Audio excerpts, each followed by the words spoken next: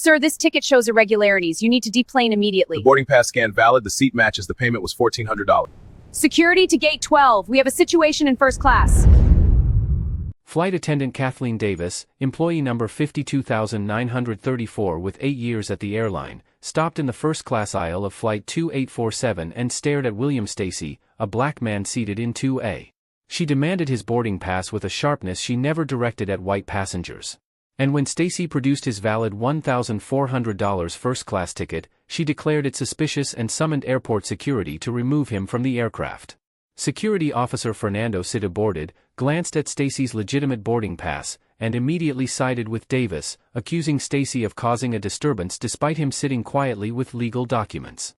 Ignoring passengers who confirmed Stacy had done nothing wrong, Cita ordered him to stand or face physical removal. And when Captain Leonard Brown emerged from the cockpit, he backed his flight attendant without question, all because William Stacy was black. What they didn't know was that they had just racially profiled a federal judge with 2 decades on the bench specializing in civil rights cases, that their lies about disruption were being captured on multiple passenger recordings, and that their decision to remove a qualified black man from first class would end with a $2.5 million lawsuit, 3 destroyed careers, and a viral video with 50 million views that exposed systemic racism in corporate America.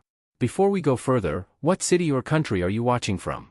Drop it in the comments. We love seeing where you're tuning in from.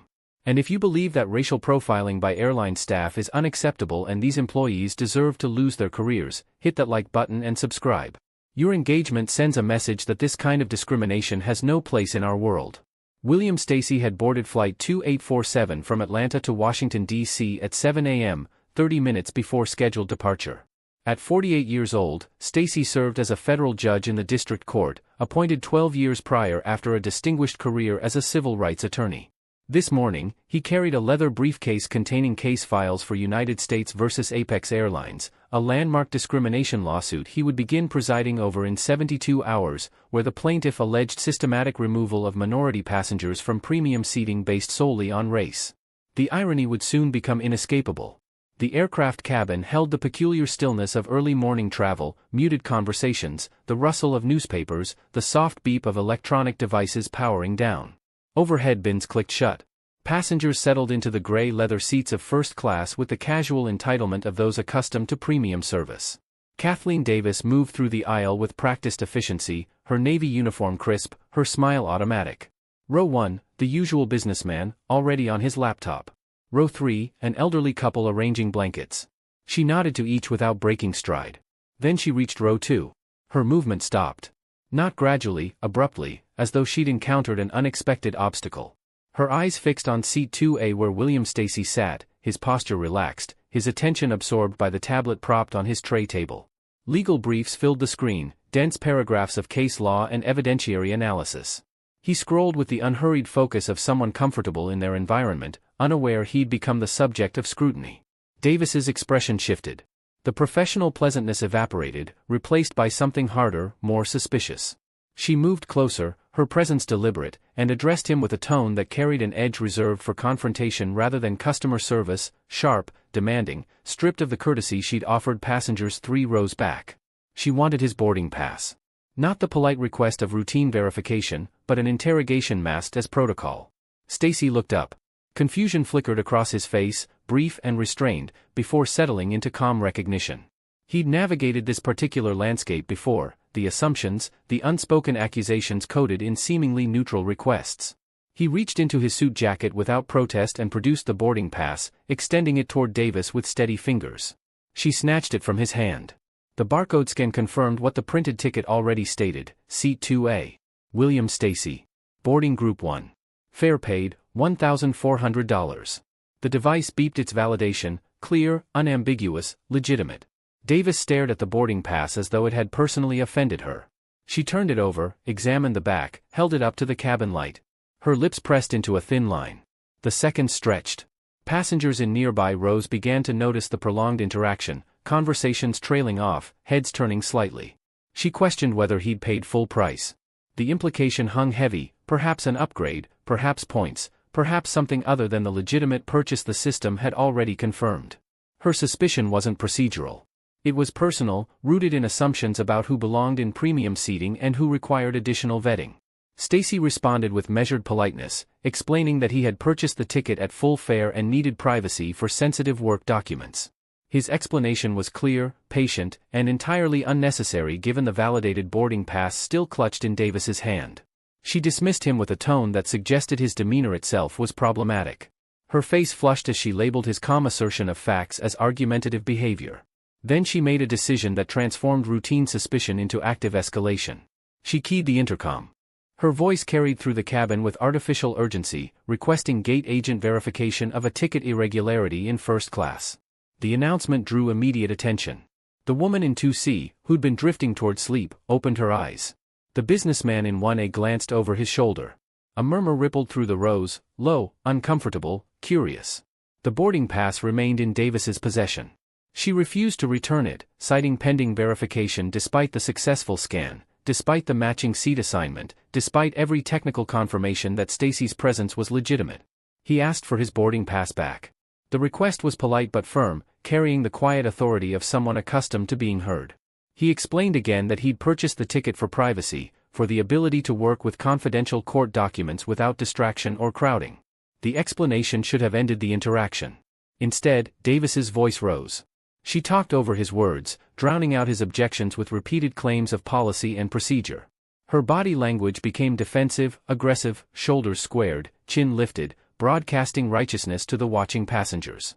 What those passengers didn't know, what Stacy himself didn't yet fully articulate, was the pattern Davis embodied. 8 years of service had calcified into routine discrimination.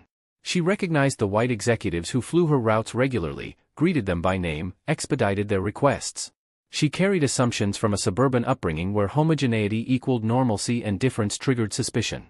In her mental framework, first class belonged to a specific demographic, and deviations required investigation. Stacy remained seated, his hands folded, his expression controlled. 20 years on the federal bench had trained him in patience, in allowing situations to develop fully before intervention. He'd presided over cases exactly like this, individuals profiled, dignity stripped, rights violated by those wielding minor authority with major prejudice. He knew the mechanics of discrimination intimately, had written judicial opinions dissecting its patterns and imposing remedies. Now he sat in the center of it, a living case study. The intercom crackled. Davis's call had been received. Security was en route. Passengers shifted in their seats. Some pretended absorption in phones or magazines. Others watched openly, discomfort visible in their postures. The businessman in 1A leaned toward his companion and whispered something that earned a troubled nod. No one intervened. Not yet. Fernando Situ entered the aircraft 3 minutes later. His uniform marked him as airport security, badge prominent, radio clipped to his belt, presence commanding immediate attention. He moved with the confidence of someone whose authority went unquestioned, whose assessments were treated as definitive. Davis met him at row 2, already talking, her version of events spilling out in a rush of exaggerated concern. Situ looked at Stacy. His evaluation was instantaneous, superficial, conclusive. He didn't request a full explanation. Didn't ask passengers what they'd witnessed. Didn't examine the boarding pass with genuine scrutiny.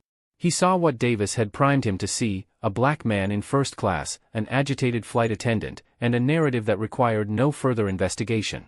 His accusation came loaded with presumption, declaring that Stacy was causing a disturbance. The phrasing ignored the calm demeanor, the seated posture, the complete absence of raised voice or threatening gesture. Situ's tone carried embedded bias, the kind that transforms peaceful presence into perceived threat based solely on racial coding. The businessman in 1A spoke up. His voice was hesitant but clear, stating that the passenger in 2A had been sitting quietly since boarding and that there'd been no disturbance until the flight attendant created one. The statement hung in the air, a witness account contradicting the official narrative. Situ waved it away. Dismissed the testimony with a gesture that communicated the irrelevance of passenger perspective when authority had already decided the truth. But phones were emerging now. Subtle at first, a device angled casually, a screen activated with studied nonchalance. The woman in 2C held her phone low, camera positioned to capture the interaction. Another passenger 2 rows back did the same. The recordings began without announcement, silent documentation of an incident unfolding in real time. Situ noticed and issued warnings, announcing that recording wasn't permitted and that interference would result in removal. The threats carried practiced authority, designed to suppress evidence before it could accumulate. The passengers kept recording. Stacy sat quietly amid the escalating chaos, his mind cataloging details with judicial precision. The initial suspicion. The escalated verification. The security summons. The ignored witnesses. The threatened recordings. Each element fit patterns he'd seen in depositions and testimony, the architecture of discrimination that institutions denied until evidence made denial impossible. He'd spent 2 decades fighting these battles from the bench, crafting remedies, ordering reforms, holding perpetrators accountable. The cases arrived in his courtroom after the damage was done, jobs lost, dignity stripped, rights trampled. He issued rulings designed to prevent exactly this scenario. And here he sat, experiencing it firsthand. The cockpit door opened. Captain Leonard Brown emerged, his appearance commanding immediate attention. 25 years of flying experience had given him unquestioned authority in the aircraft's hierarchy. His uniform, his bearing, his very presence announced final decision-making power. He surveyed the scene, Davis agitated, Situ positioned aggressively, Stacy seated calmly, passengers watching with phones visible. The cabin held its breath, waiting to see which direction authority would flow. Brown's assessment took seconds. He sided with his crew without inquiry, without seeking Stacy's account, without acknowledging the passenger witnesses stating no disturbance had occurred. His order came definitive and non-negotiable, declaring that the passenger needed to deplane. The statement crashed through the cabin like a gavel. Final. Absolute. Backed by institutional power and the presumption that airline authority superseded passenger rights, that crew testimony outweighed contradicting evidence, that the man in seat 2A must have done something to warrant this coordinated response. 3 employees. 1 narrative. 0 investigation. The stage was set for revelation. Brown's voice carried the weight of command, calm, measured, absolute. He didn't raise his volume. Didn't need to. 25 years of managing aircraft emergencies had taught him that authority derived from certainty, not theatrics. His instruction was clear: the passenger would deplane for non-compliance with crew instructions. Passengers objected immediately.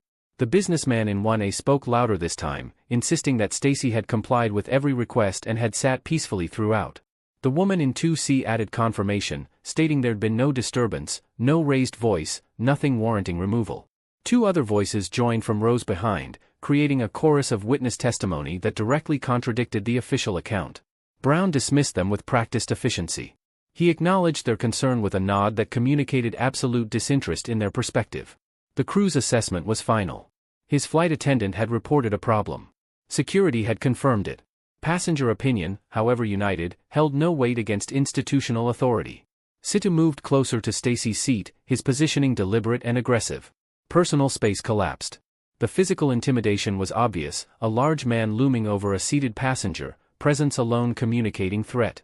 His words reinforced what his body language already broadcast. The phrasing landed with loaded precision as Situ declared that people like Stacy always said the same things. For words carrying decades of racial coding, transforming individual protest into group stereotype, erasing Stacy's specific circumstances beneath a generalized accusation that had nothing to do with facts and everything to do with pigmentation. Davis amplified her narrative, voice rising to drown out the objecting passengers. She added new details, claims that Stacy had been argumentative from the start, that he'd resisted simple requests, that his demeanor had created tension in the cabin. The fabrications built on themselves, each addition designed to justify the escalating response, to retroactively validate the initial suspicion. None of it was true. The passengers knew it. The recordings would prove it. But in the moment, Davis's increasing volume and Situ's physical presence created an atmosphere where truth seemed negotiable, where the loudest voice might win simply by drowning out contradiction. Stacy finally spoke with the kind of calm that comes from absolute certainty. His voice remained level as he pointed out the obvious: no evidence supported their claims, multiple witnesses contradicted their account, and the racial undertones of the interaction were impossible to ignore. He didn't accuse them of being racist, that would be inflammatory.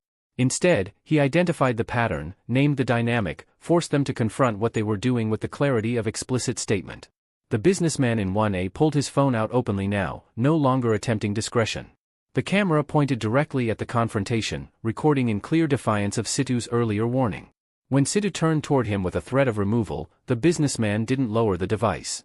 Others followed his lead, phones emerging from bags and pockets, multiple angles capturing the same scene, creating redundancy that made suppression impossible. What none of them noticed immediately was the passenger in seat 1C. The attorney had boarded early, settled into the window seat with the unremarkable efficiency of frequent travelers. No conversation. No attention-seeking behavior. Just another first-class passenger preparing for a routine flight. Except the presence on this particular aircraft was anything but routine. For 18 months, the attorney had been building a case. Not the kind argued in courtroom, at least not yet. The investigative kind that required patience, documentation, pattern recognition. The airline had a problem it refused to acknowledge: systematic discrimination in premium cabin service, complaints dismissed, reports buried, employees protected by institutional inertia. The attorney had tracked 47 cases. Complaints filed by passengers of color who'd been questioned, challenged, removed from first-class seats despite valid tickets. The incidents shared common elements: unwarranted scrutiny, escalation without cause, security involvement, and most critically, the same flight attendant appearing in 17 of the documented complaints. Kathleen Davis. Every attempt to address the pattern through official channels had failed. Complaints disappeared into bureaucratic review processes and emerged with findings of no policy violation. Davis received no discipline, no retraining, no consequences. The airline's public statements about diversity and inclusion rang hollow against the private reality of protected discrimination. So the attorney had adopted a different strategy: gather evidence comprehensive enough to make institutional denial impossible. Build documentation so thorough that legal action would be inevitable and victory assured. Wait for the case that would force accountability. This flight was that case. The attorney's boarding hadn't been coincidental. Information from inside sources had indicated Davis would be working this route. The timing was right. The documentation was complete. All that remained was witnessing the pattern firsthand, capturing it with the kind of evidence that survived legal scrutiny. And now, row 2, seat A, the pattern was unfolding exactly as predicted. The attorney's phone recorded everything: audio clear, angles deliberate, metadata timestamped. But beyond the recording, notes accumulated in a secure app: exact quotes, behavioral observations, witness reactions. Every detail documented with the precision of someone who understood that evidence quality determined case outcomes. The investigation had revealed more than just Davis's pattern. It had uncovered the institutional mechanisms protecting it. Complaints against Davis had been reviewed by supervisors who buried them. Her employment file showed commendations and bonuses despite the passenger complaints. And most critically, Fernando Situ, the security officer now threatening Stacy with physical removal, was the nephew of a senior airline executive whose influence had shielded problematic employees from consequences. The nepotism explained everything. Why complaints disappeared. Why patterns went unaddressed. Why employees confident enough to fabricate disruptions knew they operated with protection. The attorney watched Situ reach for his radio, heard him call for backup with language suggesting an escalating security threat rather than a passenger quietly asserting rights. Watched Brown reiterate the removal order with increasing firmness. Watched Davis's fabrications become more elaborate with each repetition. And documented every second. The cabin had fallen silent except for the whir of recording devices, a soft mechanical chorus bearing witness. Passengers sat frozen, uncertain whether to intervene more forcefully or allow the situation to reach its natural conclusion. The tension stretched tight, everyone waiting for the next development. Stacy reached toward his briefcase. The movement was slow, deliberate, non-threatening. His hand moved to the leather portfolio containing his court documents and withdrew something else: credentials in a badge case, the kind that identified federal authority with immediate visual clarity. But he didn't open it. Not yet. His judicial experience had taught him timing. Revelation mattered, but premature revelation could allow opponents to retreat, to de-escalate before fully exposing their bias. He needed Davis, Situ, and Brown to commit completely to their false narrative, to eliminate any possibility of later claims that they would have acted differently if they'd known his identity. So he held the credentials case without opening it, allowing the confrontation to build toward its inevitable peak. Davis saw the case and demanded to know what he was reaching for, her voice shrill with authority challenged. Situ stepped closer, hand moving toward his belt in a gesture suggesting potential physical intervention. Brown warned that any threatening movement would result in immediate forcible removal. The accusations doubled down. Stacy's calm demeanor became evidence of suspicious behavior. His assertion of rights became proof of noncompliance. His very presence in first class remained, at its core, the real problem they were determined to solve. The attorney in 1C leaned forward slightly, recognition dawning. The credentials case Stacy held wasn't standard passenger identification. The badge visible through the leather spoke to federal authority. This wasn't just another profiled passenger. This was something that would transform the incident from documentation to detonation. A slight smile touched the attorney's face, barely visible, quickly suppressed, but carrying the weight of 18 months' work reaching culmination. Stacy met Brown's eyes with absolute calm and posed his final question before revelation, asking clearly whether they were certain about their decision to remove him from the aircraft, whether they'd considered the evidence contradicting their claims, whether they truly believed their actions were justified. The question hung in the air, a last opportunity for institutional authority to recognize its error. Brown confirmed the removal order without hesitation. Situ's hand moved to his radio again, calling backup en route. Davis nodded vigorously, her conviction absolute. The moment crystallized, 3 employees, 1 coordinated lie, 0 doubt. Stacy opened the credentials case. The badge gleamed under the cabin lights, United States District Court, federal judge, identification number and seal clearly visible. Next to it, the court identification card with his photograph and official title, Honorable William Stacy, Presiding Judge, Civil Rights Division. The silence that followed was absolute. Davis's face drained of color. Her mouth opened and closed without sound, the confident narrative collapsing into incoherent stammering. She took a step backward, the boarding pass still clutched in her hand, suddenly transformed from evidence of irregularity into proof of her catastrophic error. Situ's aggressive posture dissolved. He stepped back, hand falling from his radio, his face shifting through recognition, comprehension, and dawning horror in rapid succession. His lips moved silently, perhaps calculating the implications, perhaps simply frozen by shock. Brown's command presence evaporated. His eyes fixed on the credentials, verifying what they showed, cross-referencing against the passenger in front of him, arriving at the inescapable conclusion that he'd just ordered the removal of a federal judge from an aircraft based on fabricated complaints. The cabin held its collective breath. And in seat 1C, the attorney stood smoothly, credentials already in hand, ready to introduce the second revelation that would transform this incident from personal injustice into systematic exposure. Moments like this don't just happen in isolation. They're symptoms of patterns ignored, complaints dismissed, and systems designed to protect power instead of people. Have you ever witnessed something like this on a flight? Drop yes in the comments if you've seen unfair treatment, or no if you think airlines handle this better. And share this video to spread awareness, because silence protects the guilty. The credentials remained visible, gold badge, official seal, federal authority rendered undeniable in shaped metal and laminated identification. Stacy didn't raise his voice. Didn't need to. The physical evidence spoke with volume no words could match. Davis's stammering evolved into desperate backpedaling. She attempted to explain that she hadn't meant to imply anything negative, that she was simply following protocol, that surely the judge understood her position required vigilance. The words tumbled out disconnected, each justification contradicting the last, confidence replaced by the frantic energy of someone watching their career disintegrate in real time. Situ retreated another step, his large frame somehow diminished, the aggressive authority that had filled the aisle now compressed into defensive uncertainty. His face had moved beyond pale into a sickly gray. He understood the stakes, even if he didn't yet fully grasp the depth of consequences awaiting him. A federal judge. Threatened with physical removal. Based on fabricated claims. Witnessed by dozens. Recorded by multiple devices. Brown moved toward de-escalation with the desperation of someone attempting damage control after damage was complete. His apologies emerged smooth and practiced, the airline would certainly review procedures, perhaps a misunderstanding had occurred, compensation could be arranged for the inconvenience. His tone suggested the incident could be resolved quietly, swept under the bureaucratic carpet where uncomfortable situations went to die. Stacy's response cut through the false civility. His voice remained calm, but the content landed with judicial precision. He detailed exactly what had occurred, racial profiling based on appearance rather than behavior, escalation despite evidence, fabricated claims of disturbance, threatened removal for asserting legitimate rights, and institutional authority deployed to suppress witness testimony. He noted that he was en route to Washington, D.C. to preside over United States versus Apex Airlines, a landmark case where the plaintiff alleged the defendant airline had systematically removed minority passengers from premium seating based solely on race. The irony detonated in the cabin. A federal judge specializing in civil rights discrimination, traveling to oversee a case about airline racial profiling, had been racially profiled by an airline.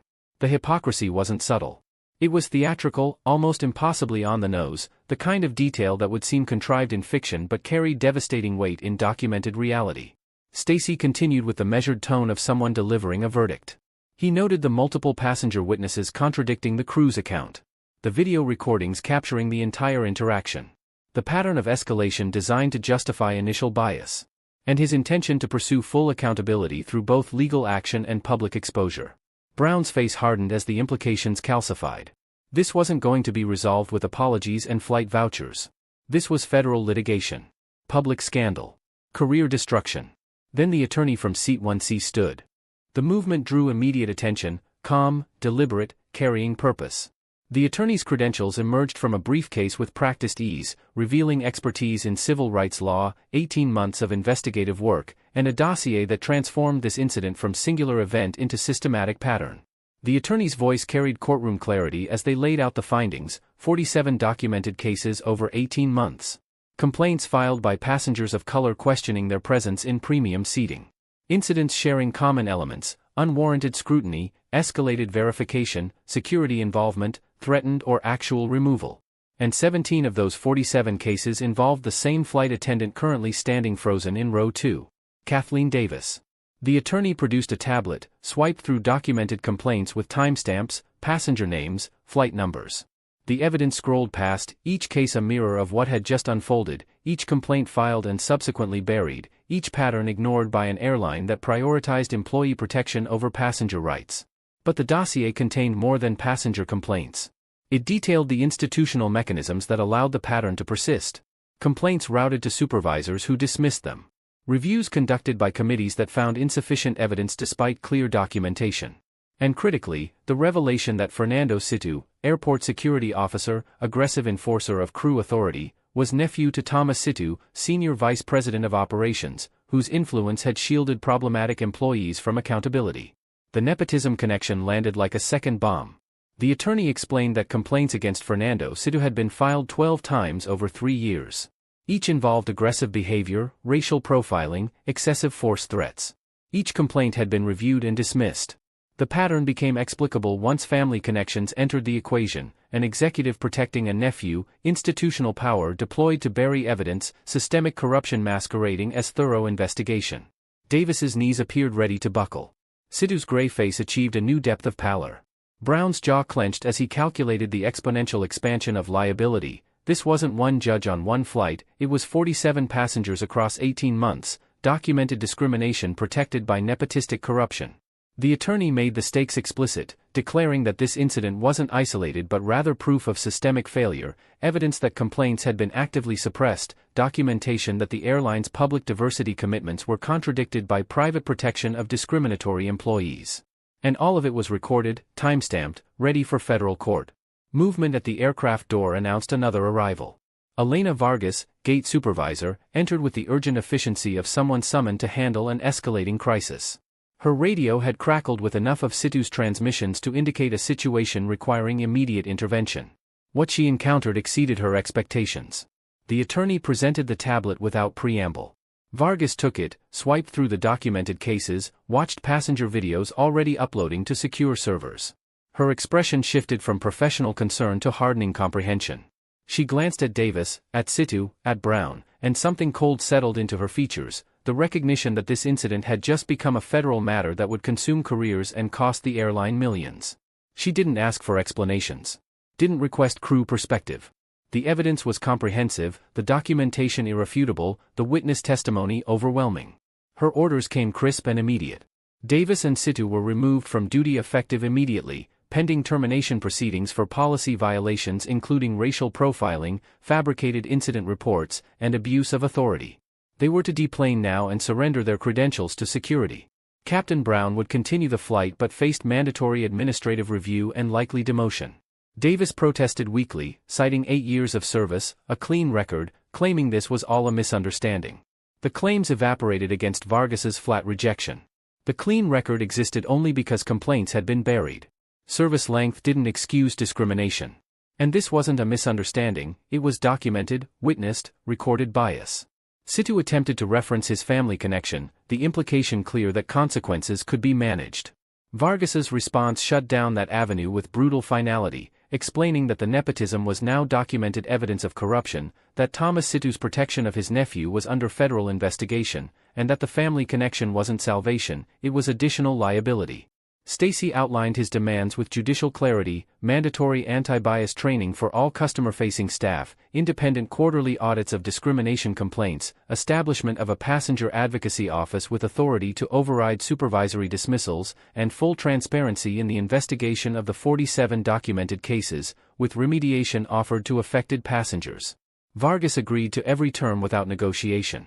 The alternative was protracted federal litigation that would expose everything the attorney's investigation had uncovered, destroying the airline's reputation and resulting in judgments far exceeding the cost of compliance.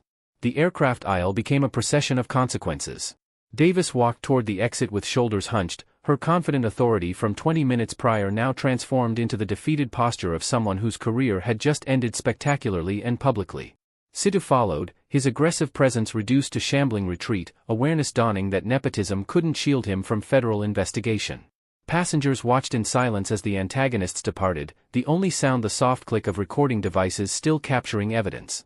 Then, quietly, applause began, scattered at first, then building, not triumphant but satisfied, the acknowledgement that accountability had been achieved through documentation and courage. Stacy exchanged contact information with the attorney, the alliance forming in real time. The attorney's 18 months of investigation had found its catalyst case. Stacy's judicial experience in civil rights litigation provided the legal authority to ensure systemic change. Together they represented both individual justice and structural reform. Brown remained in the cockpit doorway, his career in ruins but his presence still required. Vargas informed him the flight would proceed but urged immediate departure to minimize additional delays. The captain nodded stiffly, understanding his authority had been permanently compromised. The aircraft door sealed. Ground crew disconnected. Engines powered up. 50 minutes behind schedule, Flight 2847 pushed back from the gate and began its taxi toward the runway. Inside the cabin, passengers returned to their seats with the subdued energy of those who'd witnessed something significant, something that would be recounted in future conversations as evidence that sometimes, not always, but sometimes, documentation and courage could force accountability. Stacy returned his credentials to his briefcase and reopened his tablet, the legal briefs for United States versus Apex Airlines still waiting. The case preparation continued, now informed by lived experience that would sharpen his understanding of the plaintiff's allegations and deepen his commitment to comprehensive remedies. The attorney in 1C connected a phone to secure upload servers, the video footage and audio recordings already transferring to cloud storage with redundant backups. The evidence would be preserved, cataloged, and prepared for legal proceedings that would extend far beyond this single flight.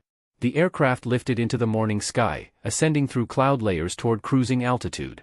Below, in the terminal, Davis collected her personal belongings from a locker, her employee badge already deactivated. Sidhu faced airport security administrators who informed him of immediate suspension pending investigation.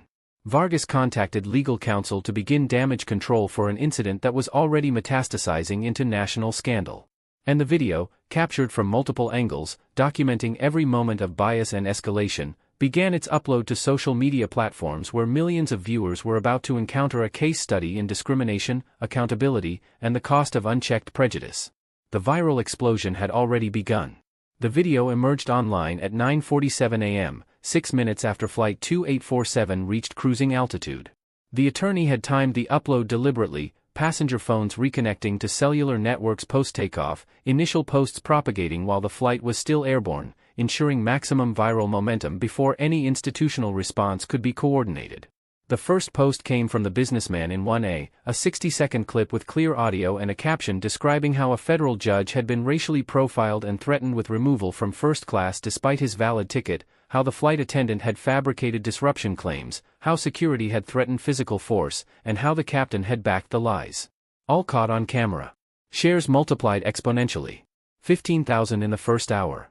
200,000 by lunch. The video jumped platforms, Twitter to Facebook to Instagram to TikTok, each environment amplifying reach through algorithm-driven discovery and user engagement. By the time Stacy's flight landed in Washington, D.C. at 11:23 a.m., the video had accumulated 15 million views. The content resonated with brutal clarity. Viewers watched Davis's immediate suspicion of Stacy despite his valid documentation. Heard Sidhu's loaded language categorizing Stacy into a group stereotype. Witnessed Brown's instant siding with crew over evidence.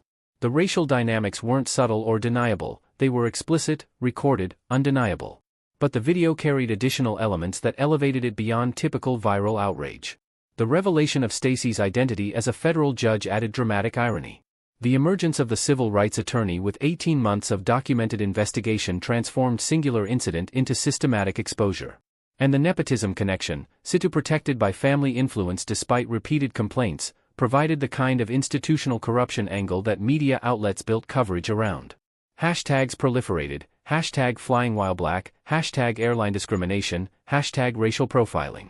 News organizations picked up the story by early afternoon, their coverage dissecting the multiple layers, the immediate confrontation, the judge's judicial irony, the investigative dossier, the nepotism scandal. The airline's communications team attempted damage control with a generic statement about taking discrimination seriously and conducting a thorough investigation. The response landed flat against video evidence showing exactly how seriously they'd taken 47 previous complaints, by burying them. Internal investigation began immediately, not from genuine commitment to accountability but from recognition that federal litigation was inevitable and comprehensive documentation of reform efforts might mitigate damages. The probe uncovered what the attorney's investigation had already documented, a pattern of dismissed complaints, supervisory complicity, and nepotistic protection. The findings were damning in their specificity. Kathleen Davis had been flagged in 17 discrimination complaints over 8 years. None resulted in discipline. Her employment file showed performance bonuses and commendations despite passenger allegations of racial bias. Supervisory reviews had consistently found insufficient evidence while ignoring video documentation and witness statements. Fernando Situ's record revealed 12 complaints of excessive force and racial profiling. Each had been reviewed by committees that included or reported to his uncle. Each had been dismissed. The nepotism wasn't coincidental, it was structural, a deliberate deployment of family influence to shield problematic behavior. Captain Leonard Brown's history showed a pattern of backing crew claims without investigation, prioritizing employee solidarity over passenger rights. 7 previous incidents involved removal orders later challenged through complaint processes. None had resulted in flight crew discipline. The airline's internal probe also uncovered broader institutional rot. 23 employees had similar patterns of dismissed discrimination complaints. The complaint review process was designed to protect employees rather than address bias. Supervisory advancement frequently correlated with high complaint dismissal rates, creating perverse incentives to bury evidence rather than address problems. Termination notices went out within 72 hours. Kathleen Davis, immediate dismissal without severance, 8 years of service ending with blacklist status in aviation industry hiring databases. Fernando Situ, termination and referral to federal investigators examining nepotistic corruption. Leonard Brown, removed from flying duties, demoted to ground operations, career trajectory permanently capped. But firings represented immediate accountability, not comprehensive justice. Stacy filed federal lawsuit 5 days after the incident, the complaint drafted with the precision of someone who understood civil rights litigation from both sides of the bench. The allegations detailed racial discrimination, violation of civil rights, intentional infliction of emotional distress, and systemic failure to address documented patterns of bias. The requested damages, $2.5 million in compensatory and punitive awards, plus injunctive relief requiring structural reforms. The airline's legal team reviewed the evidence, video from multiple angles, the attorney's 18-month dossier, 47 documented cases, nepotism revelations, witness statements, and reached the inevitable conclusion that trial would be catastrophic. The video alone destroyed any defense. The systematic evidence eliminated claims of isolated incident. The nepotism angle guaranteed media coverage that would extend reputational damage far beyond legal judgment. Settlement negotiations opened immediately. The airline agreed to Stacy's demands within 2 weeks, understanding that prolonged litigation would cost far more than compliance. The terms included the $2.5 million payment, mandatory anti-bias training for all customer-facing staff, independent quarterly audits with public reporting, establishment of a passenger advocacy office with authority to override supervisory complaint dismissals, and transparent investigation of all 47 documented cases with remediation offered to affected passengers. The settlement also required cooperation with federal investigators examining the nepotism allegations, including full disclosure of Thomas Situ's influence on complaint reviews and any other executives who deployed family connections to protect problematic employees. The video's reach continued expanding.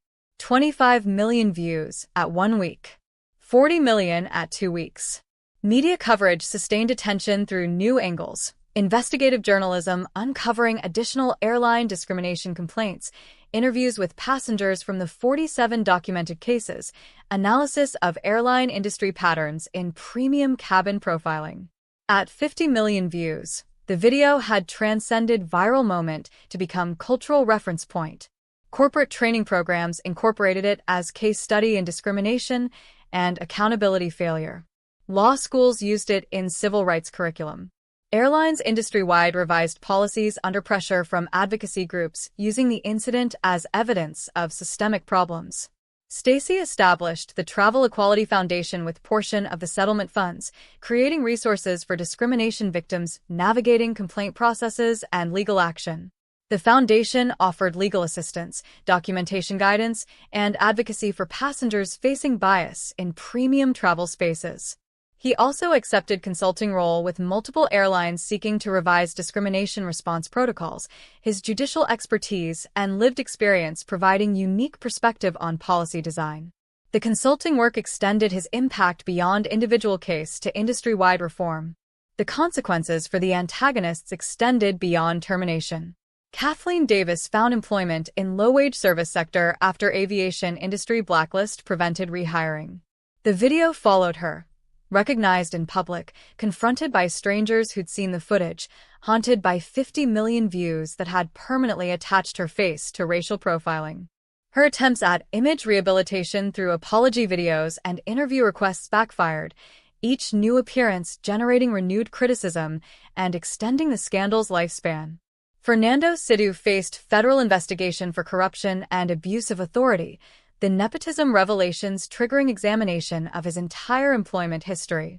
His uncle, Thomas Sidhu, resigned under pressure as the airline distanced itself from executives whose family influence had enabled systematic discrimination.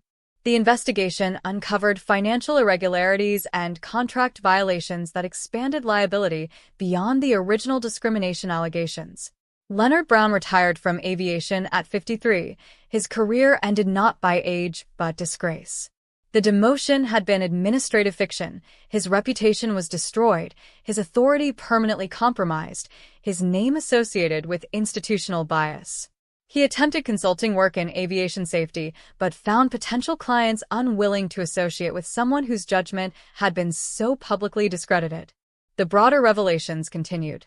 23 employees resigned or were terminated as the airline's investigation exposed the full scope of dismissed complaints.